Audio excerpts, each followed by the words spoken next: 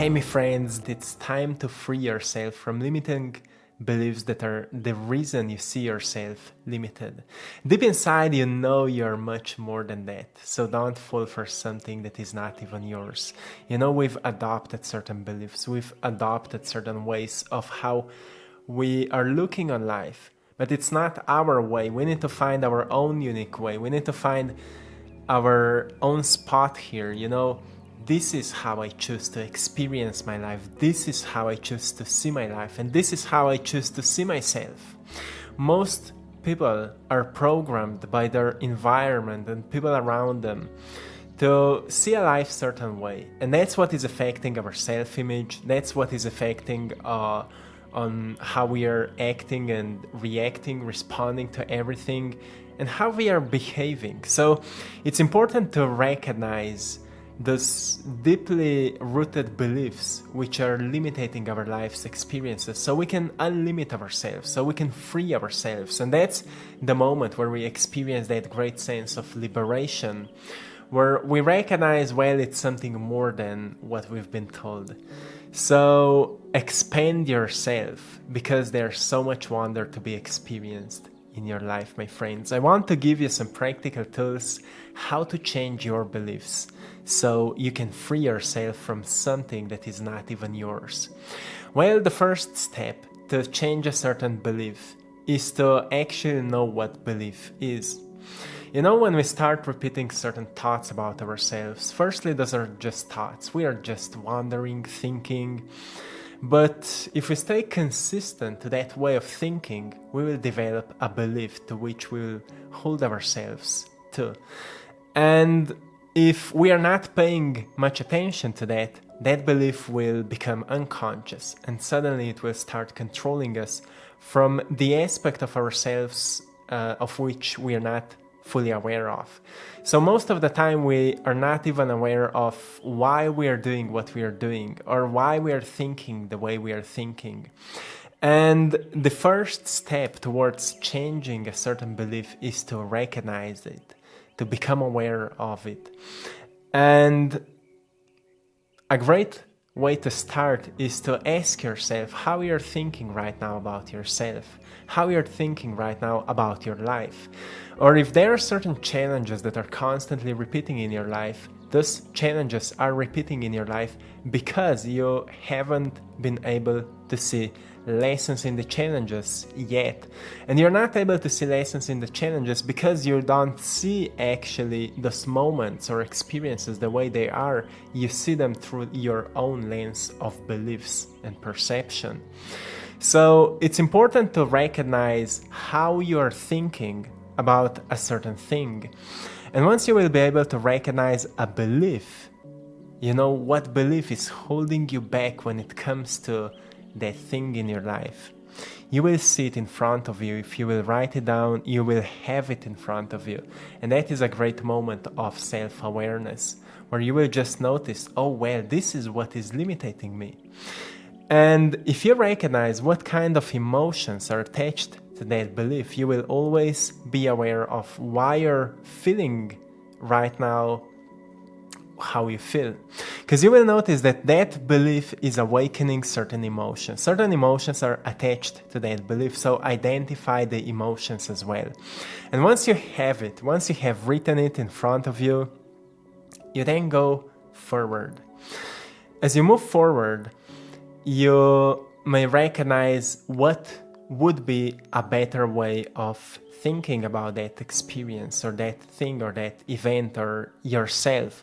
What could be a more empowering thought or more liberating thought about that thing? And that's something you need to find out. And sometimes for us, it may be much harder to find a new approach. So that's where we are lacking knowledge.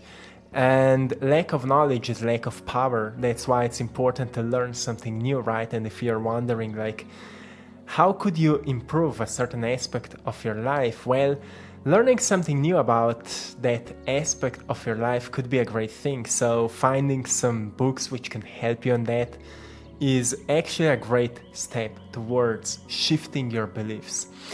But, you know, once you've identified what is not serving you anymore, there's always a more empowering way of looking on life. So find that more empowering approach and think about it. And then the third step is that you always catch yourself when you fall back into the old belief, when you fall back into the old way of thinking, and you change that thought for the new one. That's where you are starting to design a new habit. It's a new thought habit or thought pattern.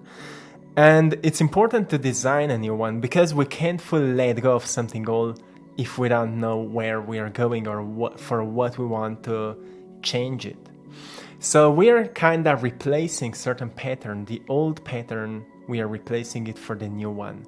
So once you have that clear new thought, also think about what kind of emotions could be attached to that new thought, how it will make you feel. How will you feel, or how would you feel if that would be already part of you? If you would naturally be thinking about you that way, or about that thing or that event, that experience that way. And that's where you're starting to develop a new pattern, because beliefs need to be felt emotionally. That's where they gain a much stronger power. So once you have that clear belief, clear thought, connected with that new emotion, it's important to feel it now. So think about it, how it would make you feel. And then just repeat that process. It's simple as that. Truly powerful thing. Simple as that. Repeat that process every time you catch yourself in the old belief, in the old way of thinking. Catch yourself. Stop. Relax so we can detach from the emotions which are connected to that old belief. And as you step into that inner peace, it's time to awaken a new way of thinking. And of course, each way of thinking can affect on how we are acting in our lives. So you see that you can't act the same as before if you're starting to think new thoughts.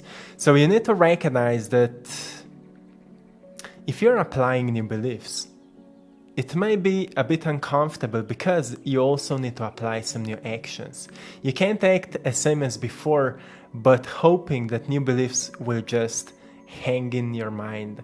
You know, it's all connected. Everything is like a chain reaction. You know, everything is working connectedly. So as you're changing your beliefs and you're kind of elevating your emotions, you also need to change your actions, change the way you're responding to certain situations in your life. If you're going from poverty to abundance mindset, also think about what kind of new actions could you apply in your life. You know, what could you learn? What could you work on? What could you educate yourself about right now so you can become better in those areas? And remember to be joyful about it. Don't push hard. It's not about working hard here.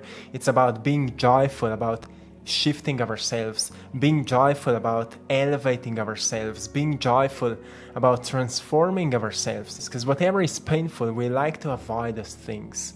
And I don't want to say to avoid what is painful, but I want to say to you to make it a joyful process. We all fall down sometimes. We all miss certain opportunities, and we all fail at certain experiences, certain things. But, you know, making the most out of what you're doing means to be as joyful as possible in the process of creating the best self.